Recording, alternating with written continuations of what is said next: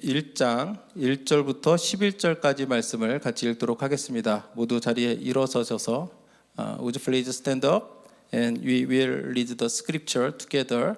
Today's scripture Matthew chapter 21 verse 1 through 11. 한 절씩 서로 교독하고 마지막 11절은 같이 읽도록 하겠습니다. 그들이 예루살렘에 가까이 가서 감난산 벳바게에 이르렀을 때에 예수께서 두 제자를 보내시며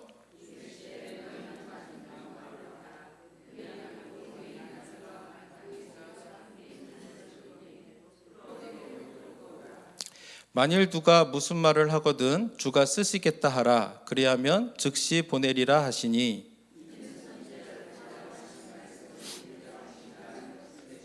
시온 딸에게 이르기를 내 왕이 내게 임하나니 그는 겸손하여 나귀 곧 멍에 매는 짐승의 새끼를 다투다 하라 하였느니라.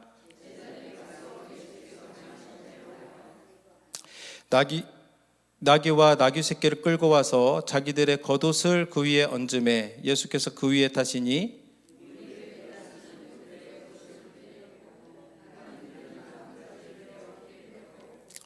앞에서 가고 뒤에서 따르는 무리가 소리 높여 이르되 호산나 다윗의 자손이여 찬송하리로다. 주의 이름으로 오시는 이여 가장 높은 곳에서 호산나 하더라.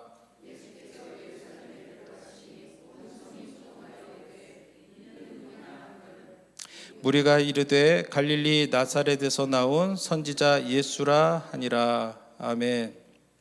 자리에 앉아주시면 되겠습니다. 오늘 본문은 예수님께서 예루살렘으로 향하는 길 가운데 있었던 일을 기록하고 있습니다. 예수님이 왜 예루살렘으로 가고 있었을까요? 그것은 십자가를 지기 위해서 그 길을 가졌습니다. 그렇기 때문에 우리 믿는 사람들의 그 믿음의 핵심은 그리스도의 십자가여야 될 줄로 믿습니다.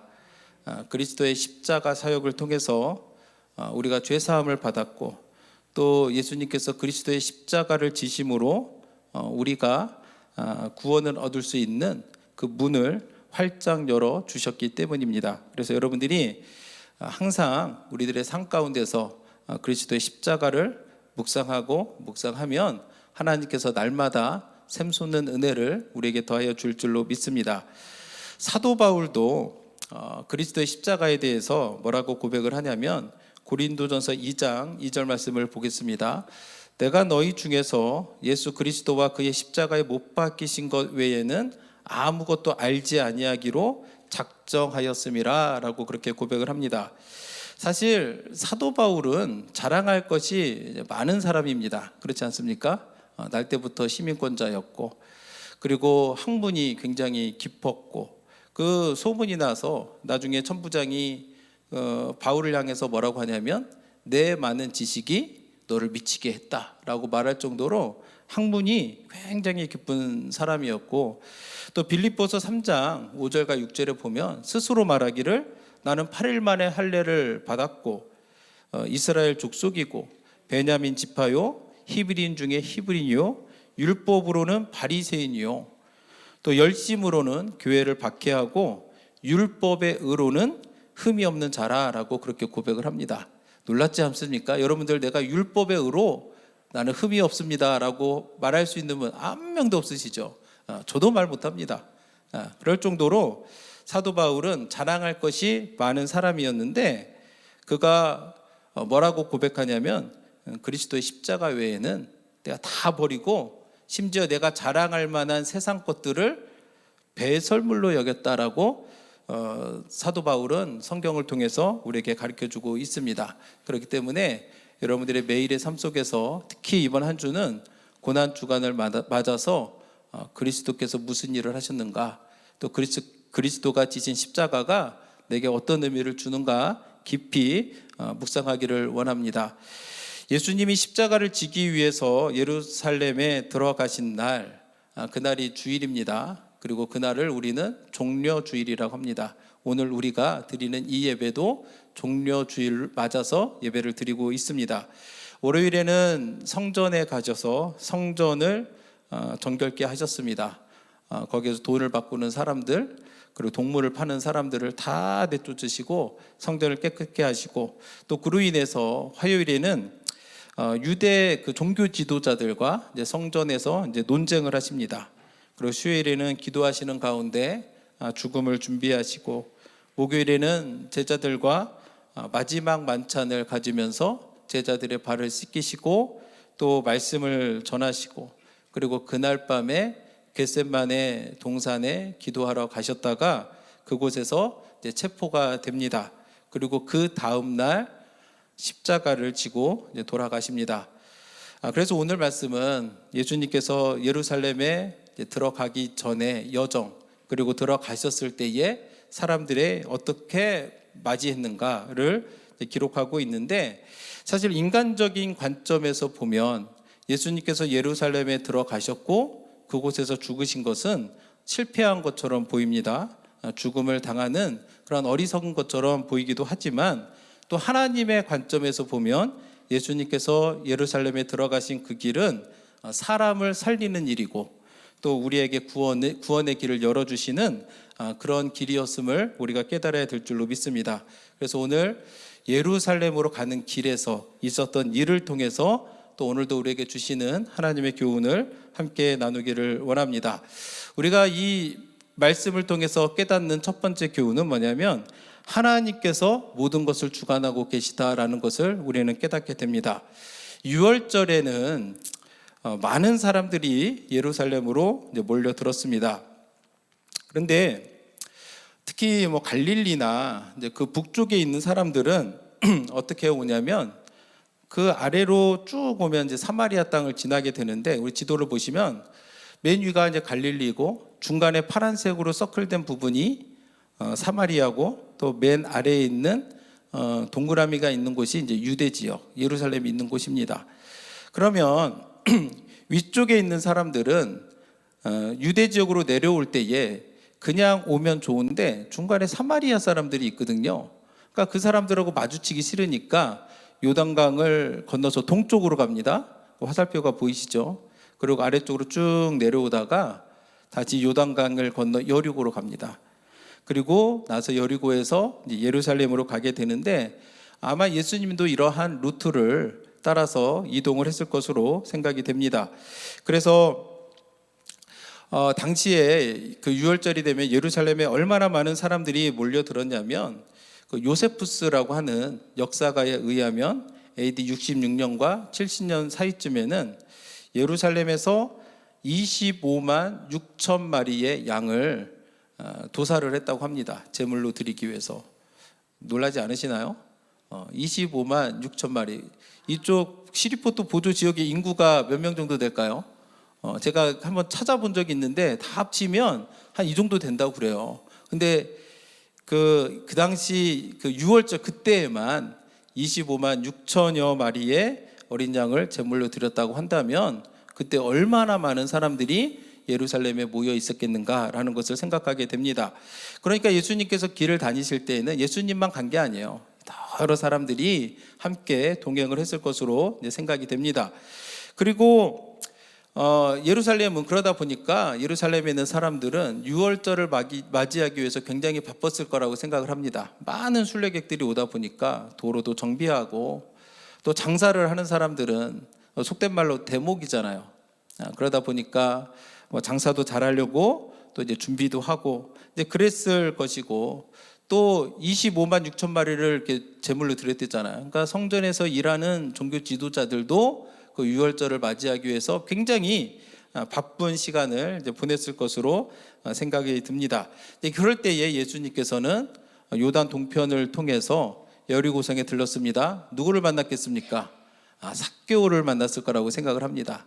그리고 예루살렘에 오는 길에 2명의 눈먼 자들을 만나서 고쳐주셨는데, 그 중에 한 명이 바디메오였다라고 성경은 가르쳐주고 계시고, 그리고 이제 주말쯤에는 베다니에 들러서 마리아와 마르다, 나사로의 집에서 유숙하고 있다가 주일날 아침이 되었을 때에 벳바게라고 하는 곳, 그 뜻은 덜 익은 무화과 나무라는 뜻을 가지고 있는데, 감람산 기슭에 위치해 있는 곳입니다. 이제 꼭대기 쪽에 이제 위치한 것으로 알려져 있는데 이제 그곳에 이제 가서 이제 도달하게 된 겁니다. 지금 21장 1절 말씀이 그 말씀을 하고 있는 겁니다.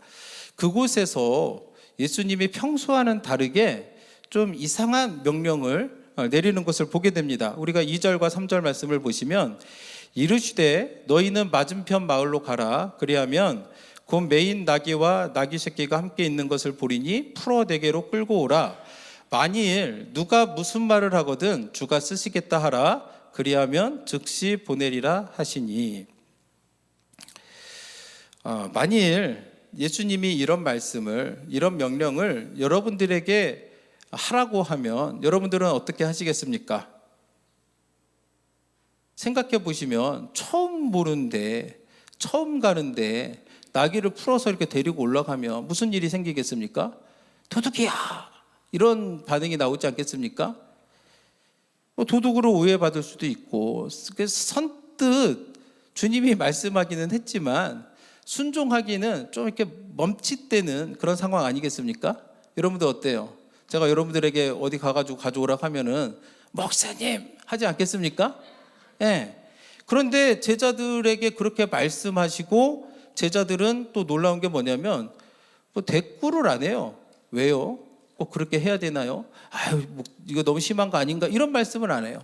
그냥 가서 그 명령대로 행했다고 성경은 가르쳐주고 있습니다. 그들도 분명히 우리처럼 목사님, 예수님 왜 그렇게 해야 되나요? 도둑으로 오해받으면 어떻게 합니까? 할 수도 있잖아요. 그런데 우리가 6절 말씀에 보시면 제자들이 가서 예수께서 명하신 대로 하여라고 그렇게 이야기를 합니다. 어떻게 이렇게 묻지도 않고 순종할 수 있을까 생각을 해보면 제자들이 예수를 따르면서 3년여 예수님을 통해서 많은 가르침과 경험을 통해서 예수님이 하시는 말씀에는 이유가 있구나라는 것을 알고 있었던 듯합니다. 자기는 좀 이상하고 좀 이해가 되지 않을지라도 다 이유가 있구나. 그래서 예를 들면 제자들이 예수님을 처음 만났을 때도 그랬습니다. 밤새도록 그물을 던졌는데 고기를 잡았습니까? 못 잡았습니까? 못 잡았죠.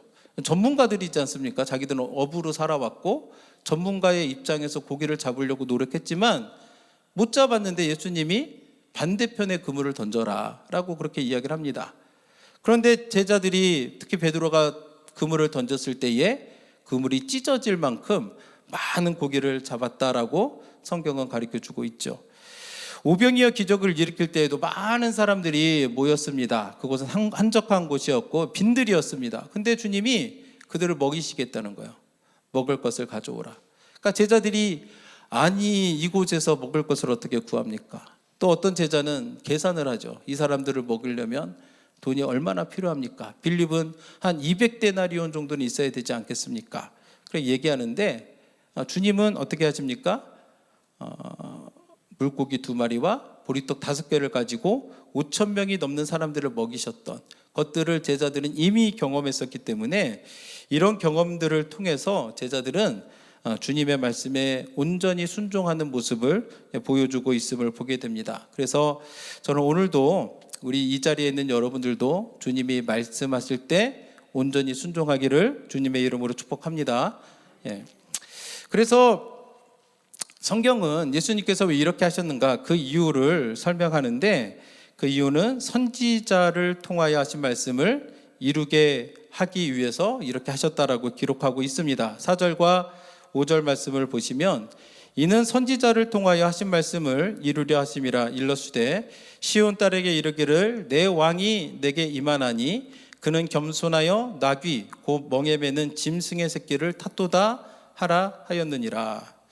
이 예언을 한 선지자가 누구냐 하면 이제 스가랴 선지자입니다. 스가랴 선지자는 대략 500년 전에 이 예언의 말씀을 한 겁니다. 근데 정확하게 예수님이 이 땅에 오셔서 나귀를 타기 위해서 그 예언을 이루시는 그 모습을 보게 되는데, 그래서 우리가 예수님의 삶을 보면 예수님의 삶이 막 자기 마음대로 하는 것 같아도 우리가 성경을 읽다 보면은 끝자락에 뭐라고 되어 있습니까? 이는 예언을 응하게 하려 함이라. 예수님은 예언을 성취하는 그런 삶을 살았음을 깨닫게 됩니다. 그런데 여러 선지자들이 그런 모든 예언들을 했는데 어떻게 예수님은 이 모든 예언을 성취할 수 있었을까? 궁금하지 않으십니까? 배경과 나라와 시대가 다른 많은 선지자들의 그 했던 예언들을 어떻게 예수님은 모두 성취할 수 있었을까? 그 이유는 바로 하나님이 우리의 모든 것을 주관하고 계시기 때문입니다. 믿으십니까? 그래서 우리가 이 삶을 살다 보면은 지금도 주님이 우리를 주관하고 계십니다. 아멘. 지금도 주관하고 계셔요. 살다 보면 이해 안 되는 일이 있습니다. 억울한 일 당할 때가 분명히 있죠. 지난주에도 말씀했지만 선을 행하는데도 고난을 받을 때가 있어요. 그러나 우리가 기억해야 될 것은 뭐냐면 그 모든 일들 가운데 하나님의 특별한 뜻이 있음을 여러분들이 믿으시고 여러분들이 끝까지 믿음을 지키며 하나님을 신뢰하는 저와 여러분들이 되기를 다시 한번 축복합니다. 근데 3절 말씀에 보시면은 예수님께서 제자들에게 뭐라고 말씀하시냐면 나귀 새끼를 풀어서 매여 있는 나귀를 풀어서 데리고 올 때에 누가 무슨 말을 하거든 누가 말하겠습니까? 주인이 얘기하겠죠. 내 건데 왜 그렇게 하나? 그러면 주가 쓰시겠다 하라라고 그렇게 말하라고 가르쳐 줍니다. 근데 이것을 보면 언뜻 이해가 안 가는 것 중에 하나가 뭐냐면 하나님이 어떤 분인가를 생각하면 왜 굳이 그렇게까지 하실까? 하나님이 어떤 분이십니까? 창조주이시죠. 말씀으로 모든 것을 다 이루신 분입니다. 그러니까 나귀도 말씀으로 나귀야 나와라 하면은 뚝딱 하나가 어디서든 나올 거예요. 나올 텐데도 그렇게 하지 않으시는 거예요. 만물이 다 주님께 속한 것이라고 성경은 우리에게 가르쳐주고 있습니다. 그래서 사도 바울도 사도행전 17장에서 24절 25절 보시면 아덴, 그러니까 오늘날로 치면 그리스 아테네입니다. 그것에서 복음을 전할 때 뭐라고 하냐면 우주와 그 가운데 있는 만물을 지으신 하나님께서는 천지의 주제시니 손으로 지은 전에 계시지 아니하시고 또 무엇이 부족한 것처럼 사람의 손으로 섬김을 받으시는 것이 아니니 이는 만민에게 생명과 호흡과 만물을 친히 주시는 이심이니라 라고 그렇게 고백을 하고 있습니다. 그러니까 사도 바울도 하나님이 어떤 분이신가? 만유의 주제시라는 거예요. 모든 것들을 다 창조하시고 모든 것들이 다 주님께 속했다. 부족함이 없는 분인데 왜 굳이 나귀를 데리고 오라고 하실까? 그 이유는 하나님이 우리와 함께 하시는 것을 기뻐하시기 때문입니다. 오병이의 기적을 일으킬 때도 그냥 하늘에서 만나를 내리듯이 줄 수 있잖아요. 그런데 어린 소년의 물고기 2마리와 보리떡 5개를 통해서 그 일을 하는 것을 보게 되죠. 예수님께서 십자가를 이루실 때에도 무덤이 필요했습니다. 누군가가 무덤을 폐위해서 그 무덤을 제공했을 거 아니겠습니까? 이처럼 하나님께서는 오늘도 예언을 이루시기 위해서 나귀가 필요했는데 누군가의 나귀를 통해서 그 예언을 이루시는 것을 보게 됩니다. 그래서 하나님은 어떤 분이신가? 하나님은 우리가 가지고 있는 시간, 우리가 가지고 있는 어떤 재능, 그리고 노력들을 쓰기 원하신다라는 것들을 여러분들이 믿으시길 바랍니다. 여러분들이 재능을 가지고 주님을 섬길 때 하나님이 기뻐하신다는 거예요. 믿으십니까?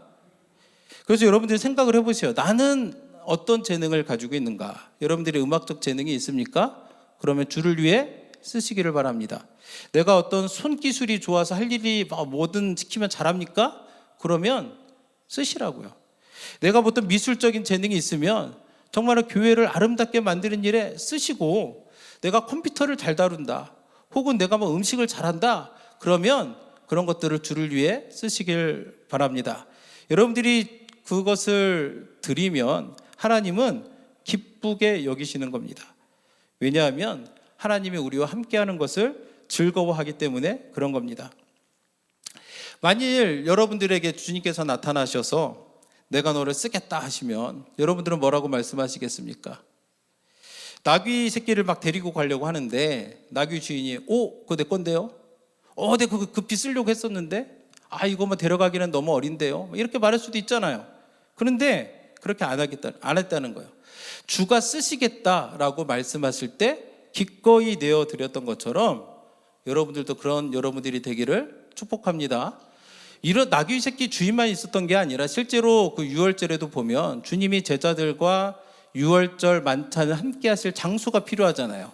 그 장소를 또 기꺼이 내어준 사람이 있었습니다. 다른 말 하지 않아요. 앞서도 말했듯이 유월절이 되면 대목입니다. 많은 사람들이 모여들어서 웃돈을 주어서 집을 빌려줄 수도 있었을 텐데 주님께서 쓰시겠다라고 말씀하실 때 그냥 내어드렸던 사람이 있었던 것처럼 오늘 우리 교회에도 그런 분들이 많았으면 좋겠습니다. 감동이 안 되시나요? 우리가 기억해야 될 것은 뭐냐면 고린도전서 3장 9절 말씀을 보시면 우리는 하나님의 동역자들이요 너희는 하나님의 밭이요 하나님의 집이니라. 우리가 하나님의 동역자들이라는 거예요. 그래서 하나님은 우리가 함께 주님을 위해 헌신하고 나아갈 때 기뻐하신다는 것들을 아셔야 됩니다. 저도 집에서 가끔 일을 할 때가 있어요. 때로는 간단한 자동차 정비 같은 것도 할 때가 있는데 제가 혼자 다 할 수 있죠. 그런데 제가 가끔 새벽이나 새나리를 부를 때가 있어요. 나와라. 그러면 사실은 애들이 자동차에 대해서 뭘 알겠습니까? 수리하는데 별로 아는 게 없죠. 오면은 옆에서 작은 심부름 같은 것을 하게 되는데 그래도 제가 오라고 하는 거예요. 왜냐하면 함께하면 좋거든요. 함께하면 좋거든요. 우리가 하나님 앞에서 부족함이 있지만 내가 가진 작은 재능을 주님을 위해서 드리면 하나님이 어떻게 하신다고요? 기뻐하신다고요. 그래서 주님이 뭐라고 말씀하십니까? 주가 쓰시겠다 하라. 따라서 주님께서 쓰시겠다 우리에게 말씀하실 때 기쁨으로 드리는 여러분들이 되기를 축복합니다. 예수님께서 나귀 새끼를 타고 이제 드디어 그 예루살렘으로 들어가시는데 그 모습이 어떠했겠습니까? 상상을 해보시면 그때를 생각하고 그린 그림들이 있습니다. 그림을 보여주시면 이렇게 이제 들어갔을 것으로 추측이 됩니다. 근데 예수님께서 나귀를 타고 가실 때 사람들이 어떻게 반응하냐면 겉옷을 벗어서 길에다 이렇게 펴는 겁니다. 그리고 어떤 사람들은 나뭇가지를 잘라다가 또 그것을 길에 펴고 있습니다. 이상하지 않습니까? 왜 저렇게 할까요? 이유가 있는 거죠. 마태복음 21장 7절과 8절 말씀을 보시면 나귀와 나귀 새끼를 끌고 와서 자기들의 겉옷을 그 위에 얹음에 예수께서 그 위에 타시니 그리고 이제 타고 예루살렘으로 들어갑니다. 그래서 예루살렘에 들어갔더니 8절에 무리의 대다수는 그들의 겉옷을 길에 펴고 다른 이들은 나뭇가지를 베어 길에 펴고. 첫 번째, 왜 겉옷을 폈을까요? 도로가 젖은 것도 아니고 겉옷을 안 피면 못 지나가는 것도 아닌데 굳이 사람들이 자기들의 겉옷을 펴서 그 가는 길에 이렇게 펼쳐놨다고 성경은 가르쳐주고 있습니다. 왜 그렇게 했을까? 그 이유는 겉옷을 펴는 행위는 이스라엘 백성들이 왕을 맞이할 때 하는 행위가 바로 겉옷을 펴는 겁니다. 그래서 열왕기상 9장 13절에 보면은 예후에 대한 이야기가 나옵니다. 예후에 보면 뭐라고 기록되어 있냐면 무리가 각각 자기의 옷을 급히 가져다가 섬돌이 곧 예후의 밑에 깔고 나팔을 불며 이르되 예후는 왕이라 하니라. 이때는 아직 예후가 왕이 되기 전입니다. 북이스라엘에서 장군으로 있었는데 선지자를 통해서 무슨 얘기를 듣게 되냐면 하나님이 예후를 왕으로 세우게 될 거라는 이야기를 듣게 됩니다. 그 얘기를 듣더니 사람들이 어떻게 해요? 자기의 옷을 펴는 거예요. 그 발 앞에 깔고 예후가 그걸 지나가게 하는 거죠. 그리고 뭐라고 말합니까? 예후는 왕이다 라고 그렇게 이야기를 하는 겁니다. 예수님이 예루살렘으로 들어오실 때 사람들이 자기의 겉옷을 벗어서 길에 폈습니다. 깔았습니다. 어떻게 예수님을 맞이한 거예요? 왕으로 생각한 거예요. 예수님이 왕으로, 비록 나귀를 타고 오시죠. 사실 왕들은 아주 멋있고 윤기가 나는 하얀 말이나 아니면 까만 말들, 이렇게 좋은 말들을 탈 텐데 나귀는 사실 보기에는 볼품이 별로 없잖아요. 그죠? 여러분들이 가끔 가다 보면 말과 나귀가 있는 사진을 보게 될 텐데, 말은 멋있고 갈기 휘날리고 하면 멋있지만 나귀는 볼품이 없는데 예수님은 나귀를 타고 이 땅에 오셨습니다. 그럼에도 불구하고 사람들은 예수님을 왕으로 생각을 했기 때문에 겉옷을 펴서 맞이하는 모습을 보게 됩니다. 그리고 또 어떤 사람들은 나뭇가지를 베어다가 이제 길에 폈다라고 하는데, 그 나뭇가지는 우리가 읽은 본문에는 어떤 나무인지 말해주지 않지만 요한복음 12장 13절을 보면 그 나무가 이제 종려나무 가지였다는 것을 알게 됩니다. 13절 말씀에 종려나무 가지를 가지고 마주로 나가 외치되 호산나 찬송하리로다 주의 이름으로 오시는 이 곧 이스라엘의 왕이시여 하더라. 예수님께서 예루살렘에 들어가실 때에 사람들은 종려나무 가지를 가지고 예수님을 맞이했습니다. 그래서 그날이 종려주일인 거예요. 주보에 보시면 밤 선데이 그렇게 되어 있잖아요. 종려나무. 그래서 이제 우리가 그날을 종려주일로 기념을 하는데, 왜 종려나무일까? 올리브나무도 있고 다른 나무도 있지 않습니까? 근데 굳이 왜 그 종려나무를 했을까? 감난산에 가면 올리브나무가 많다고 성경에 기록되어 있는데 왜 종려나무였을까? 그 이유는 종려나무가 가지고 있는 특별한 의미가 있기 때문에 그렇습니다. 종려나무는 굉장히 척박한 환경에서도, 열악한 환경에서도 굉장히 잘 자란다고 합니다. 그러니까 사막에 보면 이제 그런 종려나무들이 많이 있는 거죠. 그리고 종려나무를 베어내도 구루터기만 남아도 그곳에서 또 싹이 잘 자라난다고 합니다. 그렇기 때문에 종려나무는 승리와 이제 부활을 상징하는 그런 나무로 유대인들에게는 기록이 되어 있습니다. 그래서 한 이때로부터 한 150년 전에 유대 나라가 시리아의 지배를 받고 있을 때가 있었습니다. 그러니까 알렉산더 대왕이 죽고 나서 나라가 나누어지는 가운데 그 중에 하나였던 시리아의 지배를 받게 되었는데, 그때의 왕이 하나님을 너무 모독하는 거예요. 성전에다가 제우스 신상을 갖다 놓고 돼지의 피를 쫙 성전에다 뿌리고, 그러니까 유대인들로서는 이렇게 하나님을 모독하다니 견딜 수가 없는 분노를 느끼는 가운데 마카비라고 하는 사람이 봉기를 일으킵니다. 근데 일반적으로는 힘이 약한데 정말로 하나님이 함께 하셔가지고 마카비가 승리를 해가지고 유대 땅에서 그렇게 시리아 사람들을 다 몰아내고 해방을 맞이하고 그들이 성전에 가서 성전을 새롭게 이제 정화를 합니다.